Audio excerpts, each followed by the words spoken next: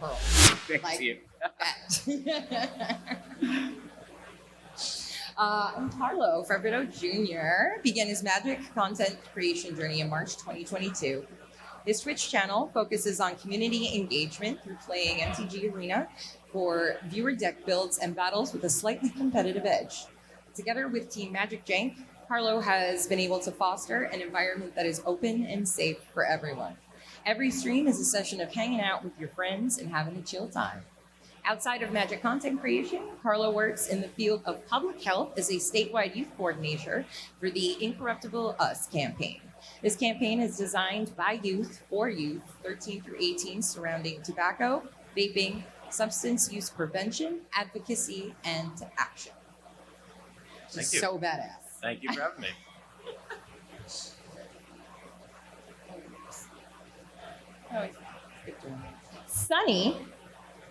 Sunny is about 2 years sober, which,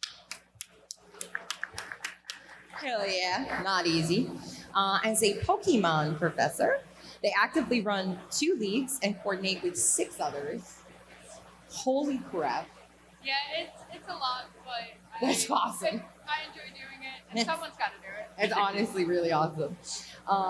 Sunny is also a server and event coordinator at the Queen Rook Cafe here in Philadelphia, which I have to give a big shout out to because they're one of the places that actually inspired this panel, simply because of the way they approach everything. We're definitely going to talk about that. And then, of course, we have Mr. Ryan Nichols, TronIsBad.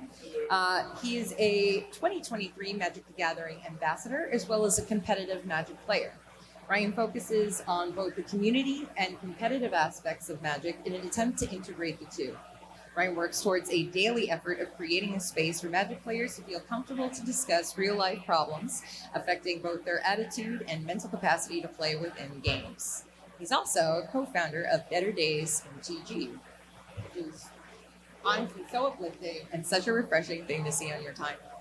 Is your ability to just engage, talk to people, and check in with total strangers just to see if they're okay. Thank you for having me. I'm very excited to be here today. I wasn't even supposed to be, but now I am. He was not supposed to be here. He texted me last night. Originally, I invited him. He was busy, and then last night he was like, "Can I be on your panel?" Sure. And then I made all these graphics that you now can't see. I'll email everybody. And then, of course, like I said, I'm B, and I'm a gaming creator. I focus mainly on Magic the Gathering. I also run TTRPG content. And as of today and the beginning of this panel, I am 6 years, 6 months, 4 days, and 19 hours sober, which translates to 2,378 days. It's absolutely wild to think about. I don't even know where I'm at. We celebrated your 1,000 My 1,000 last year in Vegas. Vegas. Which, what a place to celebrate 1,000 days of sobriety. Yeah, it was great. We went to this big. It's how do I describe it? My partner told me about a place called Otherworld. It's like a very hands-on kind of integrated science place. But we went to this place called like Area 51. And people could get very inebriated there, but we decided to spend it as a sober party, and it was really cool. I honestly didn't even realize there was alcohol for quite a while at that establishment because of, like, it was there, but it wasn't the focus. I also have no idea how many days I'm at. My app is crashed, so we're having all kinds of technical problems. To be really better, I did this 1,300 math. days. I did this Pretty manually. cool. I forgot about it. I didn't even bother with an app. I just was crazy. Yeah, so what is zero proof? Zero proof typically refers to alcohol-free beverages, so mocktails, either pea-bottled or handcrafted. And it's more, but living zero proof is more than just a beverage available at an establishment. It's the entire environment of it. It is personal choice not to engage in the consumption, activities, environments, or games that include some type of substance consumption. And every person living a zero-proof life is doing it for different reasons. Some are in recovery, some decide just not to engage, and some simply don't like the vibes of an alcohol-anchored event or activity. Gamers encounter substances, specifically alcohol, regularly in gaming spaces, between kitchen table games with friends, RPG situations, video games, cafes, and events associated with conventions often include alcohol. So, my friends, question for you. What are your reasons for being involved in a zero-proof lifestyle or space, whether it's something that you practice as your own lifestyle or it's a space that you provide for others? You want to go first? Sure. For myself specifically, the reason why I not just entertain but try to advocate for a zero-proof lifestyle, sober living, straight edge, whatever you want to call it, from whatever community you're a part of, whatever that umbrella terminology may be, I decided to take control of my life. The reason being, when as a Magic player and as somebody who has a very, very competitive spirit, I always wanted to be the best version of myself while doing so I could play at the highest level. Unfortunately for me, I used alcohol and substances in the past as a crutch. I used that as a crutch to be able to get me to the next event, to be able to make myself nice. I went through all the trouble. Good to see you. To be able to kind of like, you know that one meme, just a little bit to take the edge off, kind of thing. That's how I looked at it, and it was a crutch in the sense of I didn't want to deal with any of my problems. I didn't want to deal with me disappointing myself with the results at the tournament, and I just kind of used it to escape everything else. When I realized I didn't have to do that, there were alternative ways to do everything that I wanted to do, but non-sober, if that makes sense. So to answer your question, the reason why I am doing it, it's because I want to be a better Ryan. I want to be a better Ryan for myself, and I want to be that person that I can be proud of standing on the world stage playing Magic, or being a good partner, or being a good person for my family, or somebody that my friends can kind of fall on and look to for guidance. So that's why I do. Love that. You saying you want to be a better Ryan is such a good phrase, I feel like. And I love that I met you while you're in your sobriety.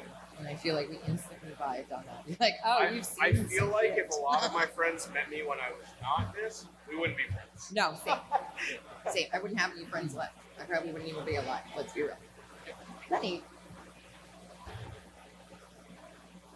So I started the sober lifestyle. I am 709 days today. Hell yeah! I checked my app this morning. The reason I became sober and continue to live this lifestyle is I grew up as a child of an addict. I have 5 younger sisters, and I always swore it would never happen to me. And then COVID and mental health and just the stresses of life hit, and before I realized it, I had an issue with substances. I work with children on Saturdays, teaching them how to play Pokemon, and I have a family, younger sisters. I deal with kids a lot, and I'm like, I can't continue to do this. So 2 years ago, I checked myself into a rehab facility, and it really helped. And as we're brought up, I do work at Board Game Cafe. We do offer alcohol, but they also have a bunch of mocktails or non-alcoholic options. And my coworkers are really supportive, so it's been difficult sometimes, but it does make it easier. So that's why I continue, because I just want to be able to be a good example for the young lives I deal with consistently, and also, just be a good friend to and family member and all that stuff to the people in my life. Yeah. I love that. And one of the things about the cafe that they work at is there is a bar area that's like tucked away in its own space. There's like no tables there, so you can't really hang out there unless you're sitting like, at the bar. And they have not someone coming to your table telling you about drinks, someone come to your table to tell you about the wall of games. What board games you can play. Over The soul in the air 2,000. of board games. It's amazing. And not just do they have mocktails, they also provide like non-alcoholic versions of stuff that you can get booze in. For example, butterbeer, hot or cold. I have to shout that out. 'cause it's so good. Carlo. Yeah, so, as we said in the introduction, I actually work in the substance misuse prevention field. Specifically, I work on, tobacco and vaping prevention for younger kids, mostly middle school and high school students. So I think that, partially we have a responsibility as creators in any field, especially when we're working with youth, to know that like you're kind of always being watched and you never know who is watching. And that can be a good thing or a bad thing. So for me personally, making sure that I am creating a space that is safe for anybody to watch without possible influence or something that's contradictory to what we preach when we work in the prevention field, I think is important.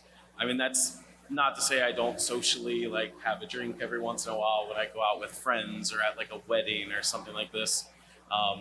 But it's important to understand, I think, in the space that I create, that I don't use those things, whether that's alcohol or otherwise, while you're live or you're creating content, because content creation is influential on people, especially the younger generations. And something I see a lot of, not necessarily in the gaming space, but in other social media spaces out there, is specifically working with our youth on tobacco and vaping. Big Tobacco, they're paying influencers to promote their products to influence younger people. I mean, that's just fact. And so Don't love that. even though I don't have, not addicted to tobacco, I'm exactly the opposite. I think if I were to put anything out there that would show using a substance, that doesn't have the greatest influence upon the younger generation. So that's why I choose to provide that space. And I really appreciate that you're actually the only person on the panel that's not sober. And I so appreciate the perspective of someone who is able to engage in substance, but understands the importance of a safe space for recovery and advocacy and care. Yeah, and it's also important too that when you are in a space with folks who are living the sober lifestyle, that you make sure you respect their space also, right? So that might mean I'm going out to eat or drink with you, or just share some space. I'm not going to have a drink at dinner because I understand the way it is, and it's important that you respect those mutual spaces. Awesome, thank you. Steven. Yeah, I think that's great. In the same way that I am not going to judge you, like don't judge me, and we will both, have a good time. Exactly. Hi everybody, my name's Cop, aka Steven. I'm your rock bottomer, I guess. My life sort of ended in May of 2020 when I lost my partner and my home and later my job, and woke up in my friend's guest bedroom with nothing but a suitcase and everything else in storage. And I said, what happened? So it took me a few months to get back from that, to work with a therapist and a psychiatrist and work with programs, and but now here I am, and I wouldn't be streaming and making content if that rock bottom hadn't happened, because I was in theater before. I was a producer, I was a director in theater, and then all of a sudden all of that fell apart. And so I said, what do I do now? And thankfully, I already played Magic, and I taught myself how to use an OBS and found this amazing community, which is a lot of what my platform is built on. The intersection of community and connection overlaps the sobriety space and the streaming space and the gaming space in a way that, like we've already talked about, it keeps me accountable. If I'm on stream and I'm under the influence in some way, my chat keeps me accountable, and that is a beautiful thing because that means people care. And I think one of the hard things about being an addict is sometimes my brain tells me that I'm not worth caring about, but if other people can support me in that way, then it's beautiful. And my chat calls me out. I had like a glass bottle of like a Sprite or something, and they were like, whoa, what's that? And I was like, it's fine, don't worry. Yeah, every time I pick up a seltzer, I'm like, whoa, Yeah, store brand raspberry lime. Exactly. Thank you. And I'm not going to talk about myself too much with these questions, but I too was a rock bottom, or I drank myself out of a job I loved and grad school. And I exacerbated a heart problem I didn't know I had. I almost died, not to brag. And after that, I started going to AA, and the joke of I'm allergic to alcohol. Every time I drink, I break out in handcuffs was so accurate for my life. That's all I'll say about that. But if I hadn't gotten sober, there's no way I'd be alive. And I started replacing nights that I would have gone out with nights at the LGS. And I was able to do an activity that was equally as social, but make actual friends that I could be with friends with outside of the establishment and not have to worry about drinking and genuinely have fun. And yeah, Magic did that for me. Gaming did that for me. And that's part of the reason I feel like it's so important to understand what gaming is beyond just fun for some people. It's very therapeutic. All right. So, kitchen table gaming with friends. What are you? Kitchen table gaming with friends. RPG situations, video games. Oh wait, no, I already drank that. Drank that. Good morning. You tell I'm tired. Maybe I didn't have enough monsters. Outings with friends and after convention gatherings often use alcohol. I give up. I don't know what order this is. Forget it. They often use alcohol as an anchor activity, and a common misunderstanding is that avoiding physically drinking an alcoholic drink is enough for someone to be able to attend the drinking anchored event. When the environment is built to encourage social drinking, zero-proof experiences are not typically considered. That's not a slight to anyone. It's just one of those things that if you're consistently engaging in, and most people you know are also engaging in it, it's normal. There are often like no mocktail or zero proof options, and a Shirley Temple is not always enough to feel considered or included. This can be really isolating. It can lead to withdrawing from events altogether. So, question for y'all: what is your mocktail of choice or non-alcoholic drink of choice when you are in a situation that you are comfortable enough being in, where there is drinking involved with others?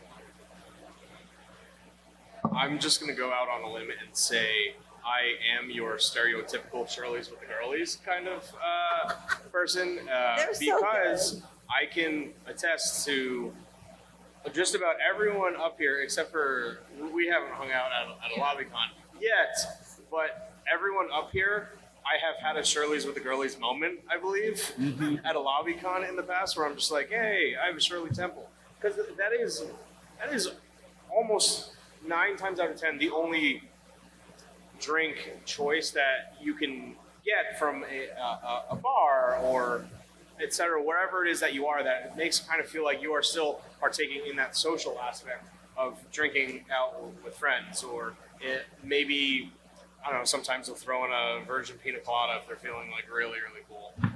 But getting a Sprite or getting a Shirley Temple is essentially that's my drink. I always got that. I've seen you with the Shirley Temple so many times. I be double fisting Shirley Temples. Like, we got you Shirley look so Temples hard at home. if you don't talk, and then you're just holding a Shirley Temple. It's one of my favorite things. It's my Shirley's with the girlies moment. That's what I got. I love it. So my zero proof drink depends on where I am. Fair. So I'm usually just a iced tea drinker. I drink a lot of it, probably more than I should consume. However, and I'm going to talk about my work a lot because they're the most supportive people. The bartenders, I'll walk up and be like, make me something fruity. And they will make me a drink and put it in like a cute little cocktail glass so that, you know, I look like all my coworkers getting their shift drinks. But no, it's usually just juice. Yeah. Lots of juice. Honestly, the glass makes such a difference in feeling included. And I know that sounds kind of silly, but when everybody has like a cute little glass and you're walking around with clearly a seltzer, it's awkward. Yeah. So that's my. I like fruity drinks, and Now, Carlo, I know you don't. Do you drink mocktails at all? Yeah, of course. I mean, we're always like in a situation where nobody's really drinking, you know, and sometimes you feel like the odd person out being the only one to order a drink in case that opportunity arises. But I would say I'm pretty easy when it comes to a mocktail. I mean, I'm always just like hot all the time, so anything frozen just like gets to me, and you can make any beverage you like 0 proof that way. Gotta love a virgin daiquiri or so good. What about you? I was gonna say I love to be called a cute little glass at the end of the night. I'm holding a cute little glass. I'm sorry. One of the things about mocktails is that like I love going up to a bartender and asking like, make me something. Like I'm sober, make me something. I trust you. And they'll usually do some sort of concoction of juice. And then they'll be like, it's on the house. And I'm like, Yep. Cool, love that. That's Yes. the best part about getting sober is it's mixers and people half the time don't even charge you. Yeah. Like I love a Shirley Temple, I love a seltzer with lime, but like I think there's empowerment in letting the bartender give me something that they want to create because it gives them creative energy and then I get to enjoy it. Yep. And then there's this mutual like everybody's winning and we're having fun and I also don't have to pay for it. Yay. I love doing that too. My go-to is usually just like seltzer pineapple. Also, I did forget about my other drink of choice. My partner can attest. I get root beer a lot. I really do like root beer. It's so good. So Yeah. when any of my friends like around the table, like LobbyCons or et cetera, wherever it is that we are, and they're getting beer with head on it, you can get root beer and then you can froth the top. Yeah. And then it just feels like you're drinking a beer. But Mhm. I do like my ginger root. I do like my root beers. And it also doesn't have caffeine. And late at night, caffeine, not great. I run a sober Discord server called Darkseer Lotus, and we have so many channels for non-alcoholic beverage. We got boba, we got coffee, we got it's so funny. But drinking and partying culture encourages people to engage in substance use and addictive activities such as gambling. Conventions held in spaces built around vice, such as Las Vegas or Atlantic City, provide additional challenges. I mean, Las Vegas' entire culture is partying, Sin City, you name it. There's slot machines when you get off the plane in the airport. In terms of zero proof life, what kind of environmental challenges do you consider when attending or organizing any gaming events involving conventions?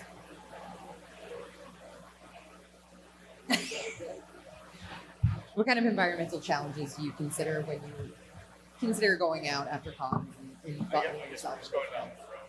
Yeah. Okay. So I actually these days a little perspective of my everyday life. I'm actually a professional casino dealer now. So really? yes, so I deal with Tron War. on a day-to-day basis. I see people that are actively dealing with their addictions. I see people that are actively dealing with their gambling addictions, their alcoholism, etc. One of the ways that I've been able to kind of overcome more recently is inserting myself within an environment that is extremely detrimental to my entire journey.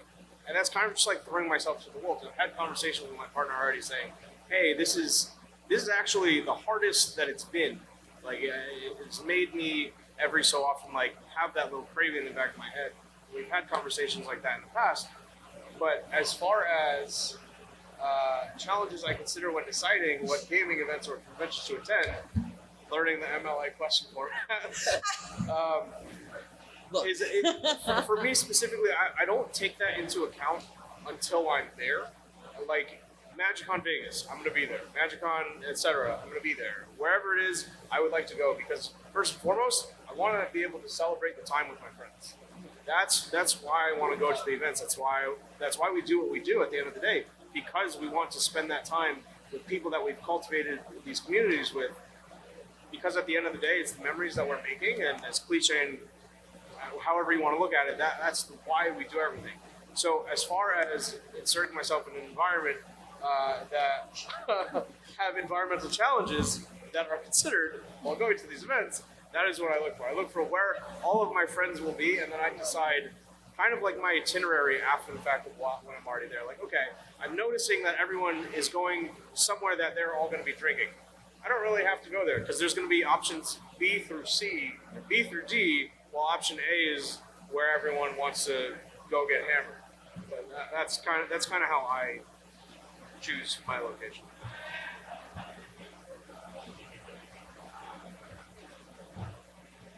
When I go out, I really try to see like what kind of support system I'm going to have there. So like recently, I went to the international championships for Pokemon. It is in New Orleans now. Nice. Okay. During Pride Month, so everyone's going to Bourbon Street. Everyone's like, you got to try the Hurricane. Pride in New Orleans sounds actually amazing. The blue drinks. Everyone's drinking the blue drinks. They all had blue mouths. But luckily, I have a great group of friends, and one of our friends is straight edge. So while everyone was going out and drinking, me and him decided to go to a gay club and have a wonderful time. And then, like, there's women in the streets doing shots and, inappropriate manners that I wanted to desperately do. So my lovely partner took the shot, rinsed it out, filled it with water, like the test tube, so I could do like the whole performance with I will the do shot. soda shots all day just to feel included. It's so funny. That is adorable. And I paid $20 to get a picture with a snake, and I'm like, you're spending $20 on a drink. I gotta look like Britney Spears. So Could have been drinks. Could be a snake. Yeah, exactly. So my friends they're really supportive, and a lot of people keep me on the straight and narrow, even if they think that I'm straying. I ordered an alcoholic drink at once work for my partner. Didn't tell my manager it was for my partner, and I went outside, and they come running out, and they're like, that's alcoholic, right? I said, it is not for me, but thank you for your concern. I love that. That was indeed Dallas. I was just gonna ask, was that Dallas? It was indeed Dallas. Dallas is one of the best. Dallas Came has been running out, and Dallas runs really fast, and they're tall. Yeah. So yeah, full force coming out. Like, what happened? Dallas is wonderful and So- actually introduced me to Sunny for this panel. Yeah, he's manager at Queen Rook. Clearly, I'm obsessed. Not sponsored. But yeah, so my support system is really what I take mostly into consideration if I'm going to be in like a compromising situation where I can struggle. Carlo. Yeah, so I guess I want to preface my comment by saying magic is expensive. Yes. Okay. So one of the big deterrents about going out and having to engage in some type of substance use, with that's alcohol, it's like you just don't have money after you play magic. And I would say that a good way to cultivate that zero proof lifestyle at the different conventions. I mean, hey, Amsterdam is happening right now, right? The next MagicCon that's coming up is Las Vegas, and that's been like a mainstay for many years. That's probably one of the most traveled to magic events. Something I like to do, because the majority of the time when I'm going out to an event like that, I'm playing Magic the whole weekend. We might be in Sin City, and you can go and pull a lever of a slot machine. Gambling is addiction too, right? And so just to know that you're in an environment with people who you should be respectful of that zero-proof environment.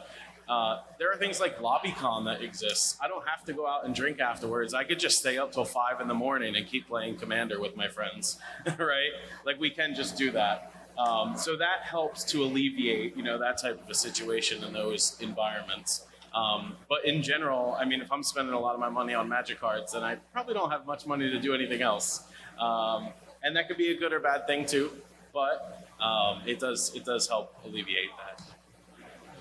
Someone had mentioned to me once that ripping packs can be also an addiction, and I just want to say there's a difference between gambling and ripping packs, because a casino does not want you to leave. Right. And right. it will do everything in its power to keep you there. Absolutely. But you have to keep going back to rip packs. Like, it's fun. They want you to come back. But Right. I mean, it could still be an addiction, but Yeah. one of them serves free alcohol and has no clocks. Correct. Yeah. Even I like what you said earlier about community, because I think there's something ironic to the Cheers theme song of like, I do want to go where everybody knows my name, and that doesn't mean that it has to involve all of these things. So like, you know, as a gay man, one of the hard things about being sober is that going to clubs or bars is a really hard place to meet people sometimes because usually they're under the influence of something. So how do I find that community for myself in the sober space? But in the gaming space, like, I think that everything that is here is also in moderation. Like opening packs to me is like can be a positive communal shared experience. Playing EDH can be a positive communal shared experience. Gaming in general can be, but it's my relation to the thing and how much I do of it that defines it for me as addictive or not. If I play Commander until 5 a.m., that's a problem for me because then I'm not sleeping. But like if I'm spending it a few hours with friends after the con, then that's a beautiful, fulfilling moment for me. And that's how I regulate and define what my environment is not necessarily the environment, but how much do I indulge in the environment itself. Yeah. Yeah. I love that.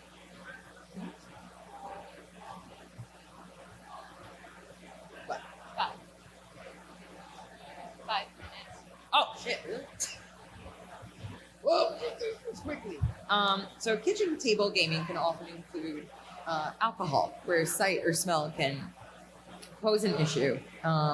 Gatherings focused on board games, TCGs, TTRPGs don't always consider the experience of those who abstain. The smell of beer or alcohol can be quite challenging. In-game actions in TTRPGs like Dungeons and Dragons can often involve role-playing, uncomfortable, and even triggering situations.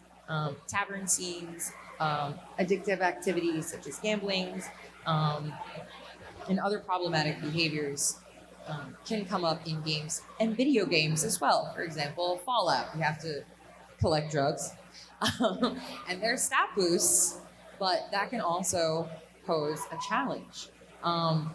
So for everyone, what does a zero-proof friendly game night with friends look like? Like a kitchen table, at-home kind of game night look to you guys? I'm just going to go out on a limb and I'm going to say this.